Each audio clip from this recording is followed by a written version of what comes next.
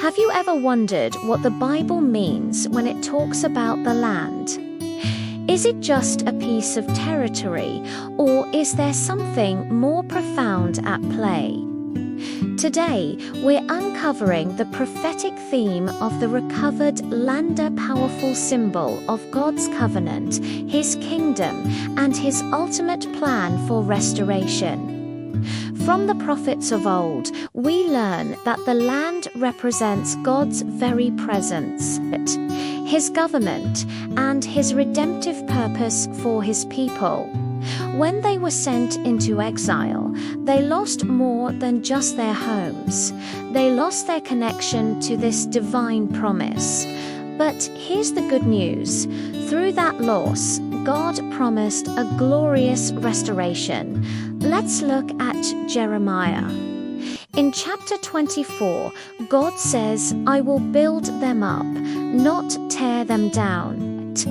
He promises to plant His people again, just like He planted the Garden of Eden. This isn't just about returning to a place.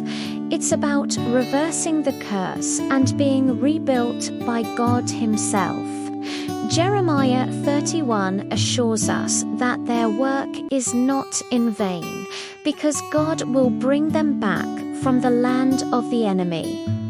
Then we have Ezekiel, who gives us one of the most vivid pictures of this restoration.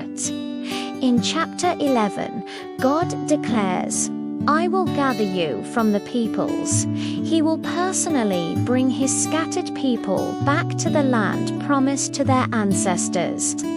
This promise reaches its climax in Ezekiel 37, the famous vision of the Valley of Dry Bones. We see these bones come together, get covered with flesh, and become a vast living army. And how does this happen? God says, "I will put my spirit in you, and you shall live. They will dwell in their land forever, under the reign of David, my servant." This David isn't the historical king, but the ultimate shepherd king, the Messiah, Christ Himself, ruling over a purified, spirit-filled people. The prophets Isaiah and Zechariah also point directly to this messianic reign. Isaiah 9 tells us of a child who will be born, whose government will have no end. Zechariah 9 speaks of a king who comes bringing salvation, establishing His throne forever. These aren't just ancient prophecies. The Apostle Paul confirms in 2 Corinthians that all of God's promises find their yes in Christ. He is the one who fulfills every covenant, including the promise of the land. So, what does this mean for us today? The Bible's grand message is about the restoration of God's kingdom, a process that begins first in His church and will one day extend to all nations. This recovered land is a promise of hope, a testament to God's faithfulness, and a glimpse of the complete restoration that is coming. Thanks for joining me in this study.